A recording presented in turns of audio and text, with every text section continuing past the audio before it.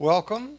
Welcome everyone who is here in person and those of you who are watching online. Thank you, Corbin Little, who's walking up the aisle, and Joshua Rodney, who's back there making sure that online works. And of course, John Watson, thank you guys very much for what you do.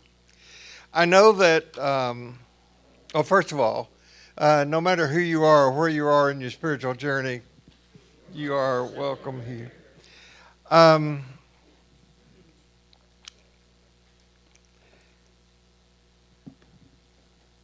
so let's just begin in silence.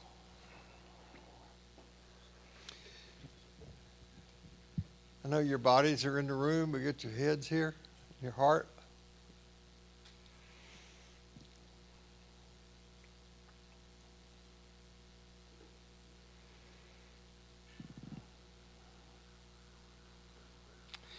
May grace be in our heads and in our thinking.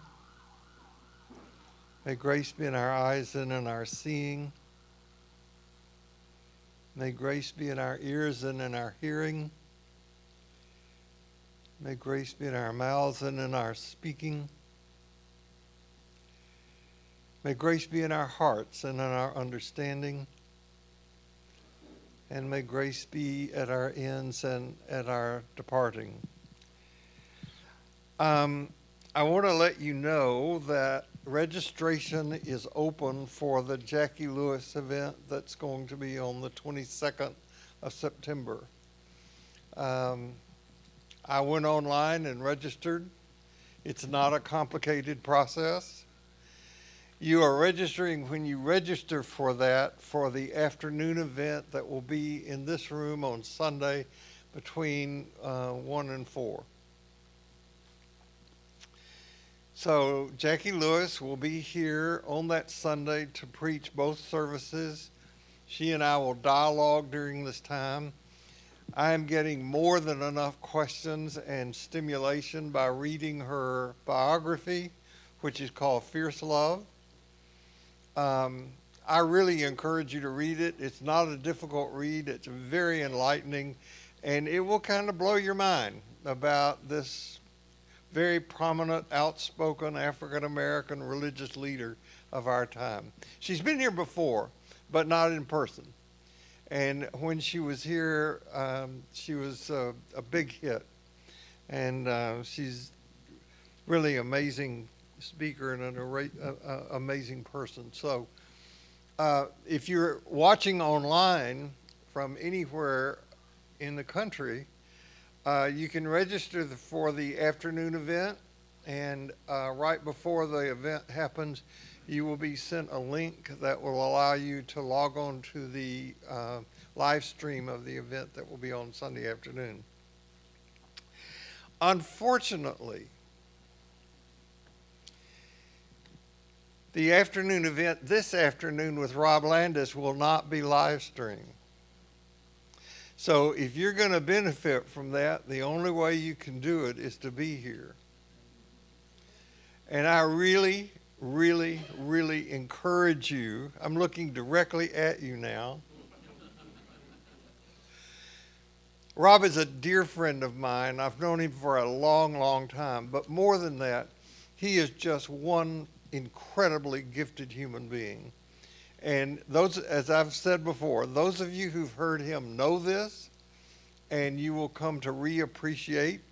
Those of you who have never heard Rob, I promise you,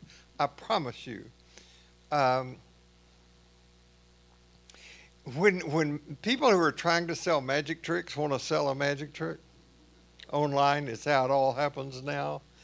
If the words highly recommended are in all caps, you know you should purchase that particular effect. So just hear this, all caps, highly recommended for this afternoon's event at 4 o'clock. Come back. You will be really, really, really glad that you did.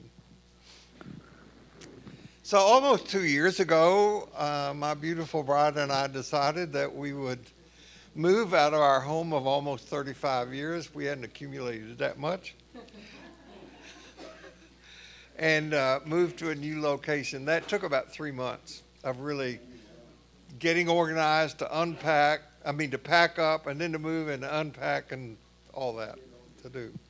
And so during that time, the steering committee of this class very graciously said, why don't you just take time off and we'll help get teachers? And I said to myself, I know somebody I would like to have, and that's Barbara Roberson. I knew her then by reputation. That's scary. So she was the first speaker in that event, and she, I don't want to set her up, but she knocked a home run that Sunday. She's got an incredible background in ministry. And one of the things that I know that she and I firmly agree on is the importance of people who enter the ministry having clinical pastoral education as part of their background. Essential. So we're lobbying for that. Yes.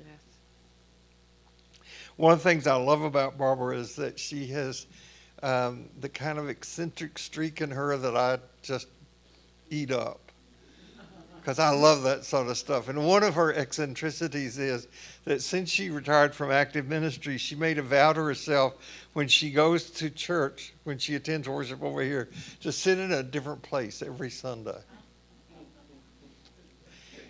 Now, some of us have our pews. So she continues to disturb in wonderful ways people by her ministry of just presence. Welcome, Barbara Roberson.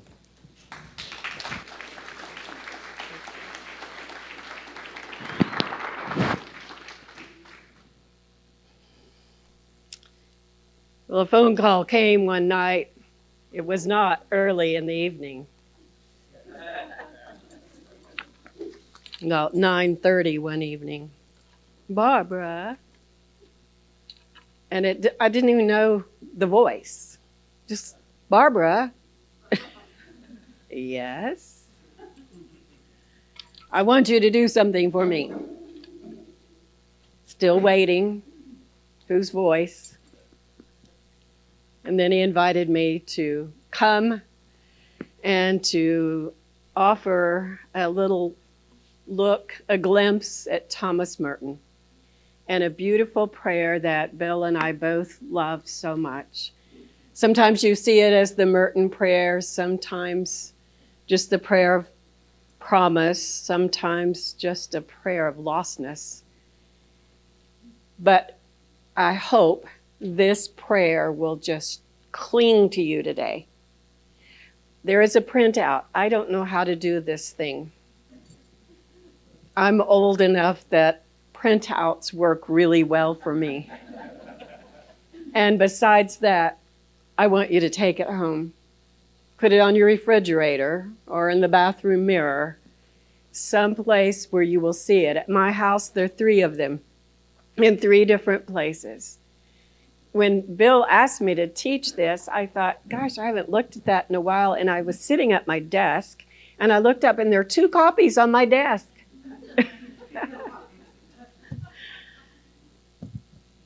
So let's talk about Thomas Merton and this beautiful prayer. When I was a little girl, my family traveled. I was fortunate. Every summer, we went somewhere across these United States. Sometimes we pulled an Airstream trailer. And if it was too difficult, we just did go in the car and stayed in hotels. But the coolest thing about it was about March or April, my parents would decide where we were going and kind of sort of how they wanted to go and how they wanted to return. And then my dad would send this information to AAA. Well, about March or April, May, this beautiful book would come in the mail. It was like this big. It was spiral bound. And if you opened it, there was the map that showed the Maxey, that was my family name, the Maxey journey. It told us where we could stay, where we could see things, what the hours were for museums, where the best restaurants were, in every village, every town that we would go on this journey. It was the perfect guide. Traveling with a AAA guidebook, details for things to see, places to go, where to stay, where to eat, everything one needs for the journey. But the truth is, Life is not that simple. Oh, that I would have had those guides in my daily decision making in my adult life. Some time ago, I shared with you my story, yes. And I began by looking at Abram's story. Leave your country, God told Abram. Leave your people, your family, leave all you hold dear and familiar, and go to a land I will show you. So Abram left, as the Lord told him.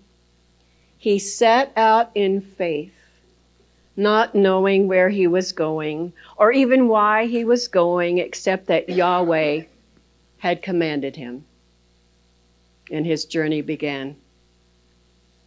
Several weeks ago, I was looking through some of my old journals. I have 6.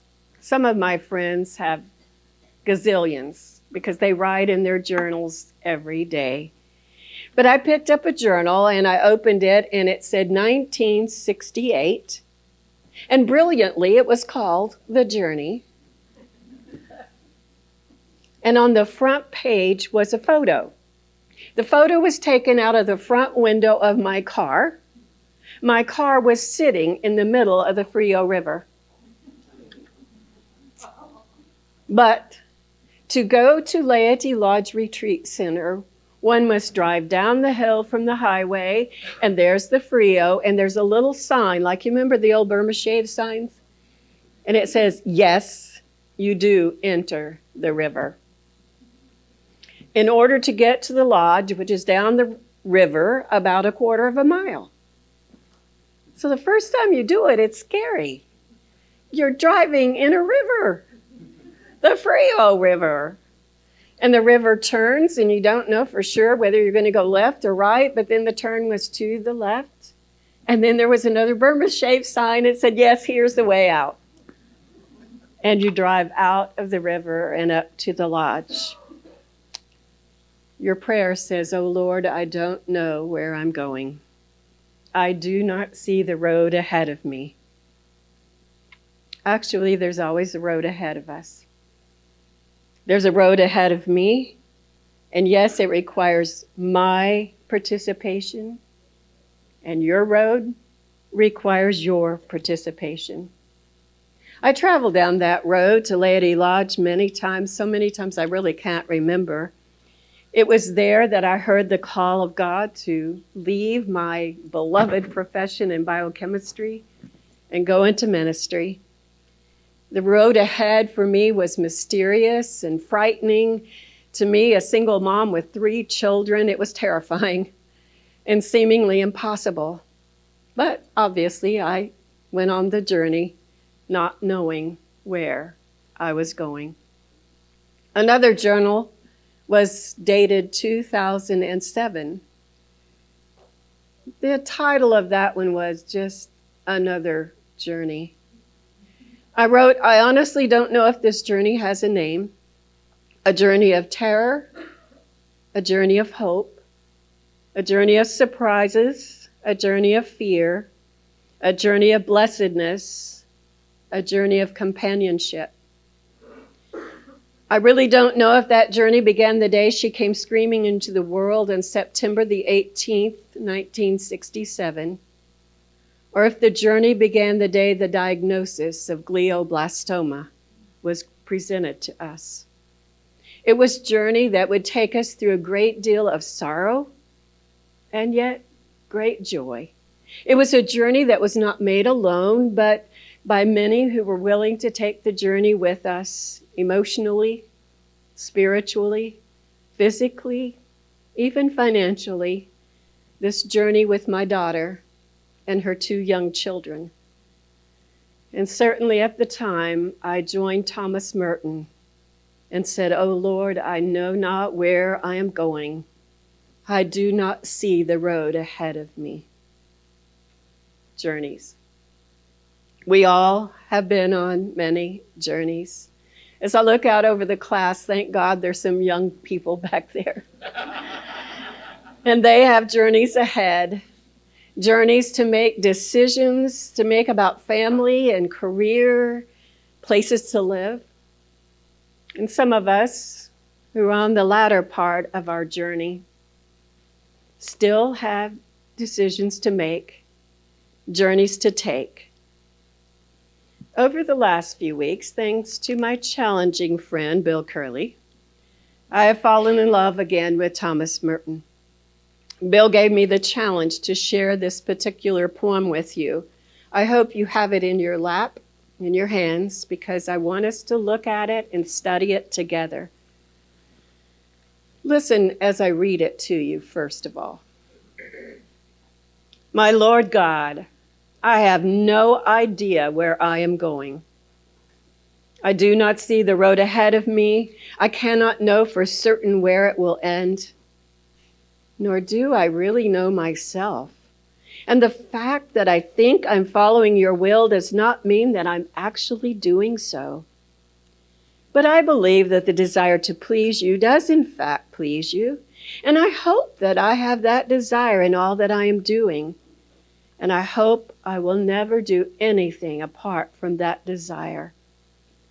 And I know that if I do this, you will lead me by the right road, though I may know nothing about it. Therefore, I will trust you always, though I may seem to be lost and in the shadow of death. I will not fear, for you are ever with me, and you will never leave me to face my perils alone. Thomas Merton, in his lifetime, was involved in many journeys, from childhood to his unfortunately untimely death at the age of 53. Seven-Story Mountain, his most famous book, reveals his deep and often troubling search for faith and peace. While still in his 20s, he was deeply passionate and brilliant, yet he struggled with a restlessness that disturbed him greatly. One writer stated, this is really amusing, if Thomas Merton had been a writer and not a monk, we never would have heard of him. If Thomas Merton had been a monk and not a writer, we never would have heard of him. Merton was born into a family of artists in wartime France in 1915. Both of his parents were totally dedicated to art. But his mother died when Thomas was just 6 years old. His father, ever on the road with his art, left Thomas and his little brother in the care of grandparents. Eventually, Father Owen gathered up Thomas to wander with him all over Europe as he painted some of the most beautiful scenes. Occasionally, he would pop him to a private boys' school. It was an incredibly challenging and strange early life journey. And then when Merton was 16, his father died. And he was left in the guardianship of a family friend and put into a private school in England. Well, that's when the trouble began. And young Merton fell into a life of womanizing, drinking, and partying. And his journey was so complicated, and it was a holy mess up to those 20-plus years. Oh, Lord God, I do not know where the road is ahead of me. So his guardian sent him back to the States to be around his parents, and it put him into Columbia University. And it was there that he began to use his brain. He began to read. He studied some books by Huxley, and then he fell in love with the poetry of William Blake. And he began to see the road ahead. As Blake worked into my system, he wrote, I became more and more conscious of the necessity of a vital faith and the total unreality of my selfish rationalism, which had been freezing my mind and will for the last 7 years. I was conscious of the fact that the only way to live in the world that was charged with the presence of God, I had to confess at that stage it was an intellectual realization more than anything. But then he wrote, the life of the soul is not knowledge, it is love. Since love is the act of the supreme faculty, the will by which man is formally united with the final end of his strivings. And finally, he becomes one with God. I have no idea where I'm going. He continued to write how blind and sick and weak I was. Although I thought I saw where I was going and half understood the way, I began to dedicate my life to God, to his service. But the notion was very vague and very obscure. And I'm sure God excused in his mercy because of my stupidity and helplessness to be ready to do whatever I thought he wanted me to do. So after a year and a half of struggle, deep struggle, spiritual struggle, in and out of the church, he decided to become a Catholic and to be baptized. And his whole life was to change. The direction ahead, yes, was still unclear, but slowly revealed. You know, some of us need more blatant directions than others. I do not see the road ahead of me. I cannot know for certain where it will end. Well, I related clearly to Thomas Merton in those early years of my call into ministry. When I was finally accepting that call into ministry after a huge struggle, in a particular week at Laity Lodge, I was coming down from my mountaintop experience, scared to death, mystified, troubled. The journey was about to take a strong right turn, and I was terrified. But when we are truly connected to the presence, we will see little guideposts along the way. My friend and I, after our week at Laity, were loading the car. She was out in the parking lot, and she saw a very unusual thing. It was a tree with its branches kind of like this, and a deer with her face looking through the branches. And she came running back upstairs to the room of our hotel room, and she said, Barbara, come see. There's somebody that wants to talk to you. So I go down to the parking lot, and she's like this, pointing toward the tree, and I see the tree, and I see the deer. And I began walking closer and closer, and the deer didn't move. And I got to be within about 3 feet, eyes to eyes. And she did not speak aloud, I promise you. But she said, Barbara, there is nothing to fear. The road ahead will be made plain.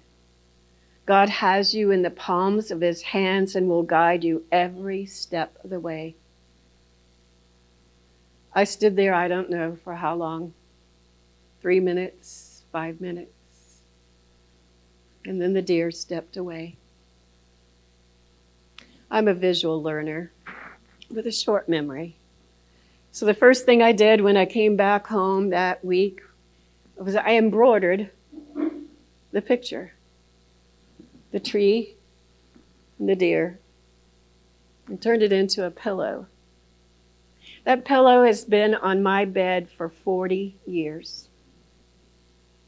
And every morning I see the pillow and I hear, God will be with you every step of the way. And every night when I take the pillow off the bed and lay it down, I hear, God will be with you every step of the way. Guidepost on the journey. There's a funny guidepost that very same day. I was getting hit with guideposts. Obviously, I was a little dense.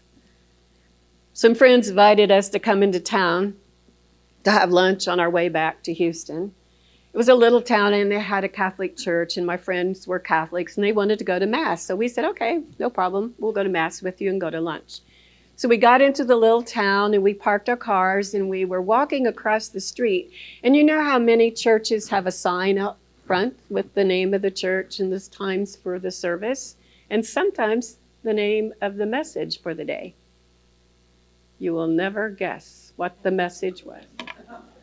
In a Catholic church, the role of women in ministry. Signpost. My Lord God, I have no idea where I'm going. I do not see the road ahead of me. I cannot know for certain where it will end. What's the next line in your prayer? Nor do I really know myself. Whoa. There it is, right? Nor do I really know myself. Jim Finley, Bill's good friend, was a young novitiate living at Gethsemane, and guess who his spiritual director was? Thomas Merton, for 6 years. He knows Thomas Merton like no other scholar. And he said in one of his lessons on Merton, listen to this carefully, the deepest question of life, can I join God in knowing who God knows me to be? And can I join God in seeing who God sees me to be?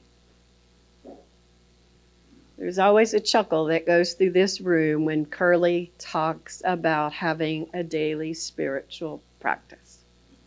Chuckle, chuckle. But my friends, that daily spiritual practice is absolutely essential to life. A daily spiritual practice is essential to life. How many times do I need to say it? Merton said, the secret of my identity is hidden in love and mercy. And to know the truth, we must pray for our discovery. And that, my friends, requires a daily spiritual practice, time devoted simply and purely to being alone in the presence of the Holy One. To join God in knowing who God knows you to be. To join God in seeing who God sees you to be. Nor do I really know myself. I have been reading Elia de Leo, while also reading these Merton books. She loves Thomas Merton too. She writes, in prayer, we are confronted by our most fundamental meaning of existence to radiate the presence of God. And then she quotes Merton, God utters me like a word containing partial thought of himself. Let me say that again. God utters me, God utters you like a word containing partial thought of himself. And then she asks us, imagine if we awoke every morning by saying, I am God's thought today. I am God's thought today. She goes on to say, prayer is the path to our true self, wherein lies our happiness. Thomas Merton says something extraordinarily beautiful. This inner self, this true inner self, must be drawn up like a jewel from the bottom of the sea. Is that not beautiful? This inner truth must be drawn like a jewel from the bottom of the sea, rescued from confusion, from indistinction, from immersion in the common, the nondescript, the trivial. The person must be rescued from the individual. Wow. Your true inner self like a jewel at the bottom of the sea? But you know, sadly, so much of our lives are geared toward creating a false self. The self we think we need to be happy. The self caught up in fame and money and being liked and accepted in pursuit of happiness. God did not create that self.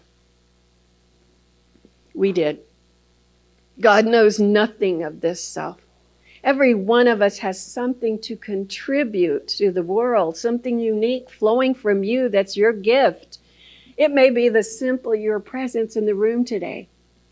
It may be laughter when you're sharing a story.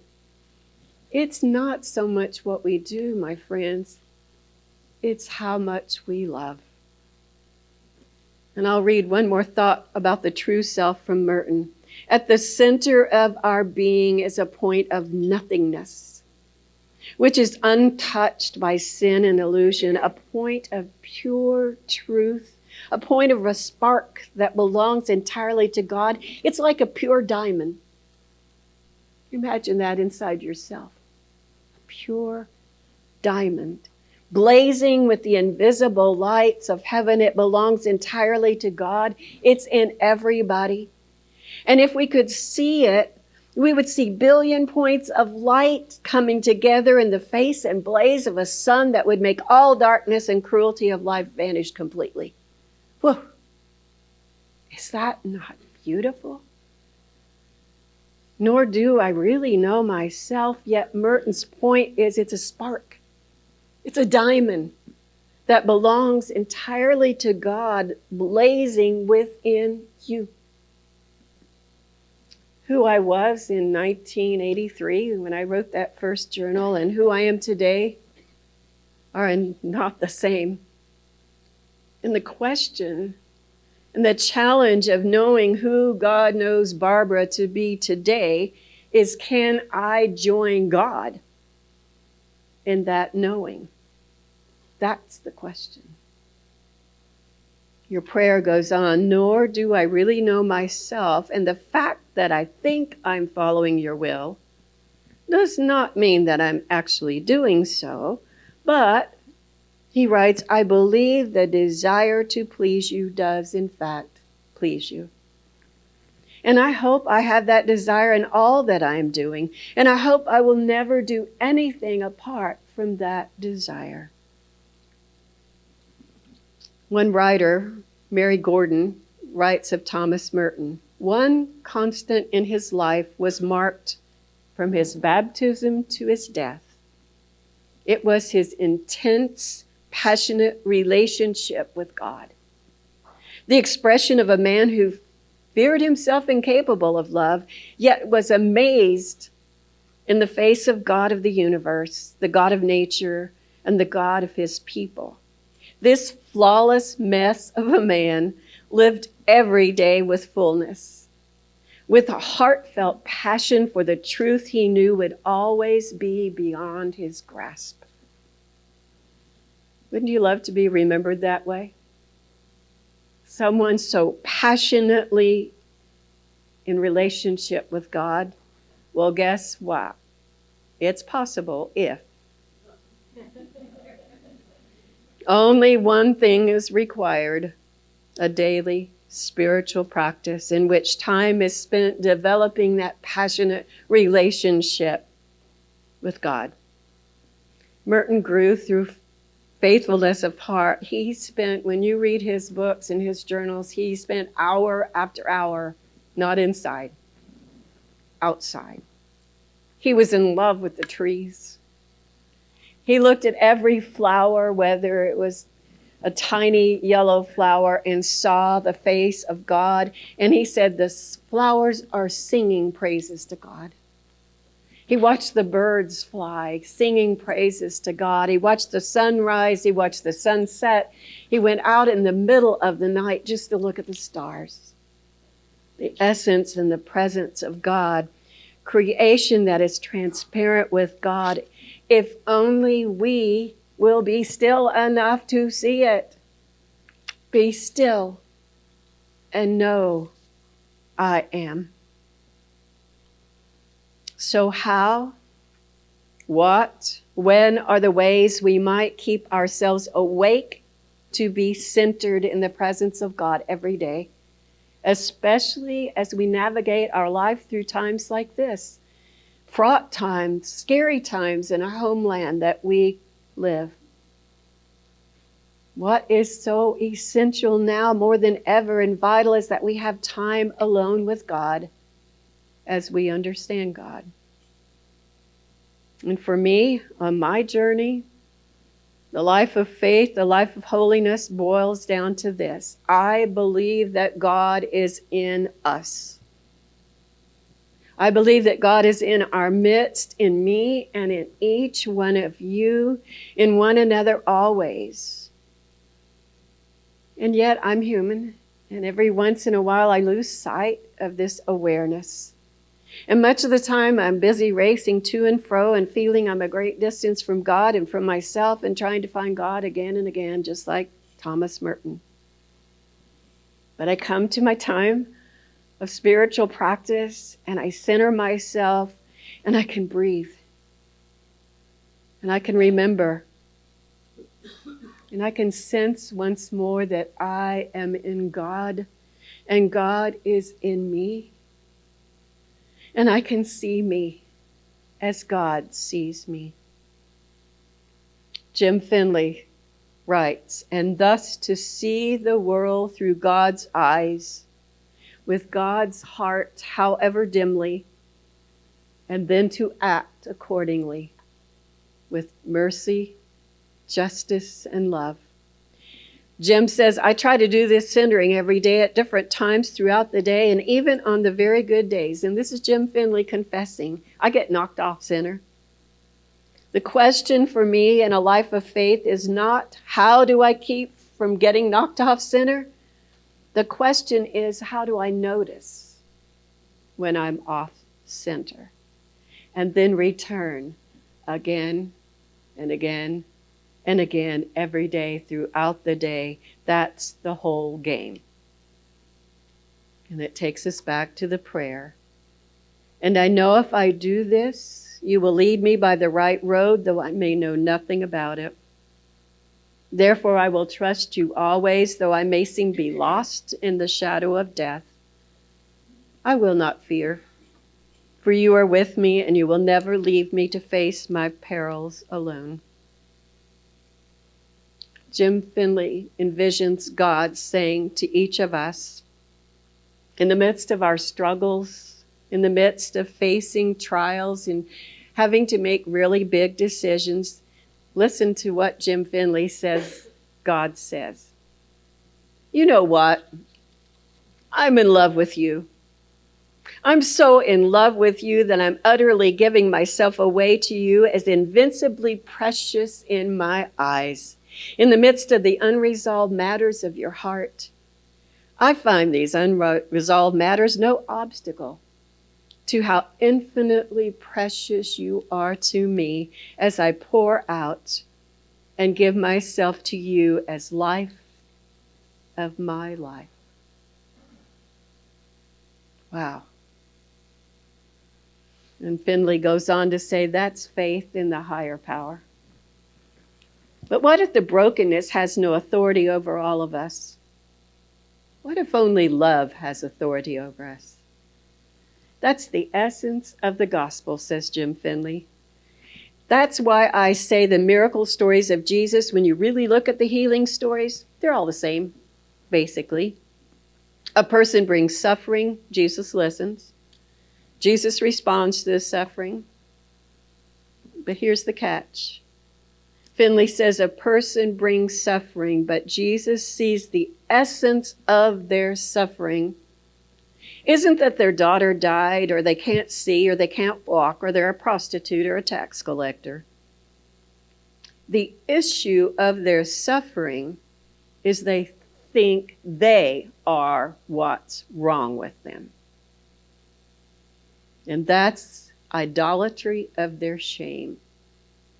Reflected in Jesus' eyes, they see their true face before they were born, hidden in Christ and God forever. That's experiential salvation. That happens in moments of deepest solitude.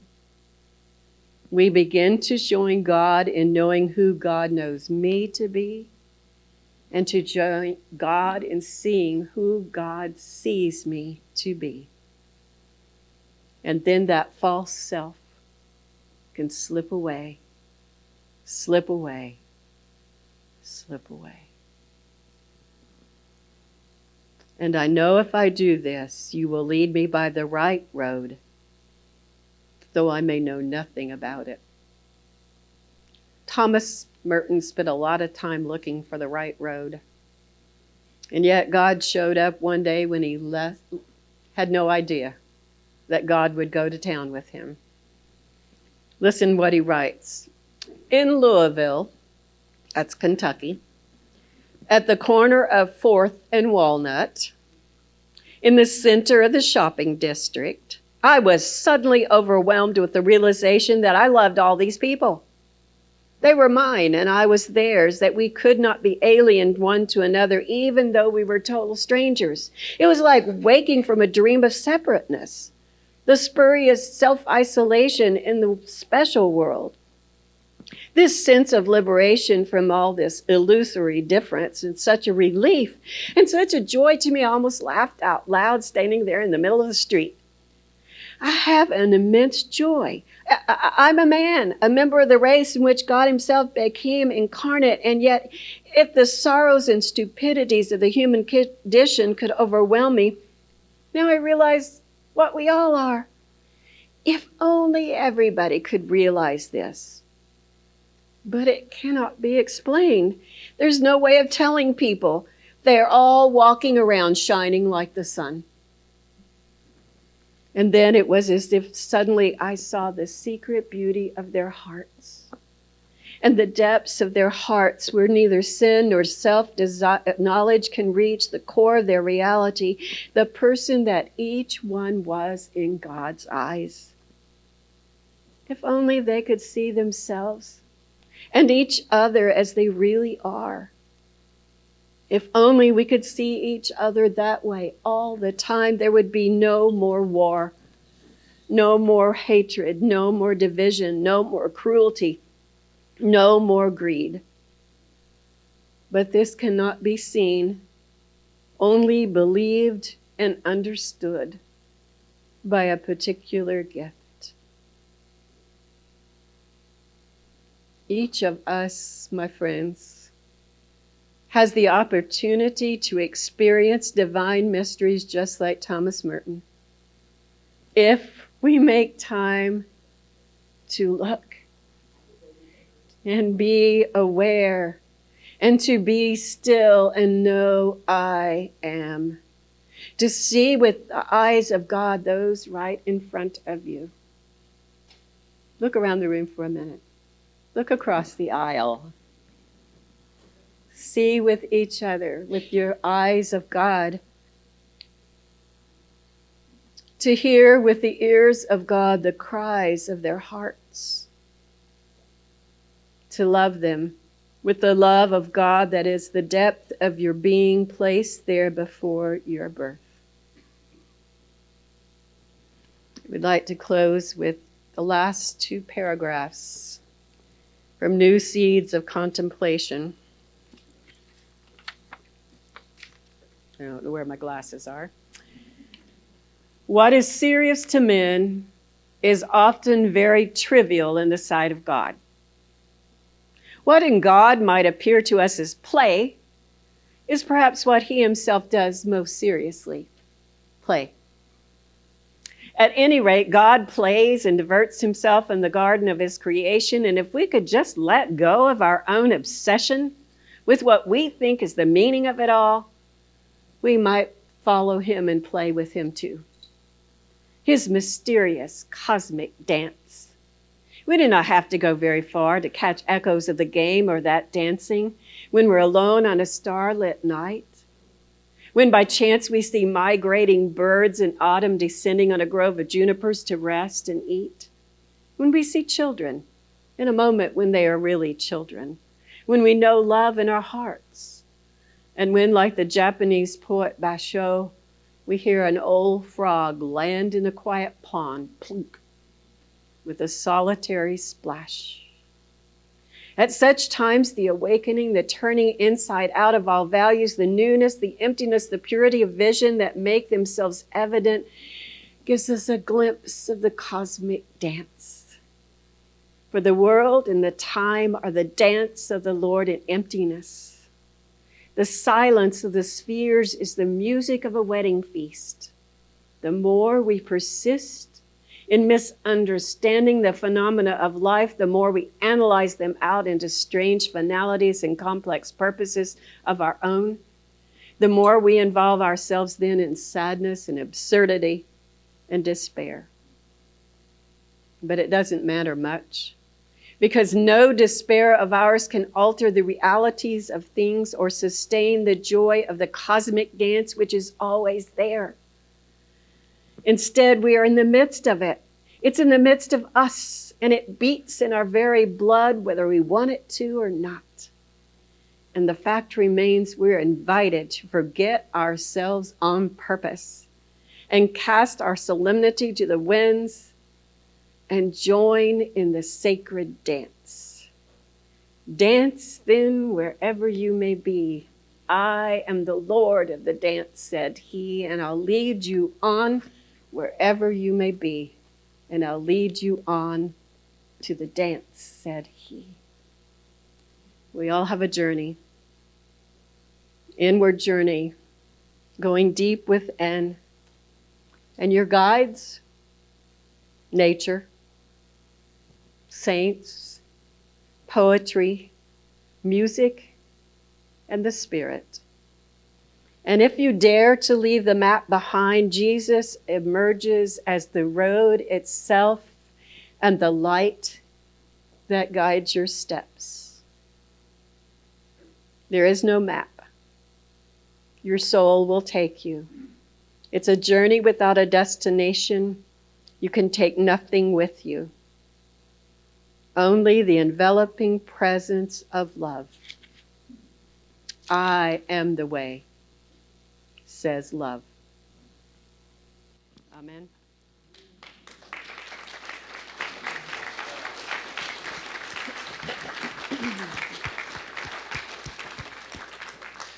Barbara, thank you so much. I think those paragraphs that you read from Merton are maybe up along with Tillich's You Are Accepted paragraphs, two of the most beautiful in the English language. Thank you so much. You are welcome. Thank you for asking. And I will see all of you back here at 4 o'clock. And if you're not here, you're going to embarrass yourself, because I'll be at your house in the morning asking why. So no matter where you go this week, no matter what happens, remember this: you carry precious cargoes to watch your step. See you here next week.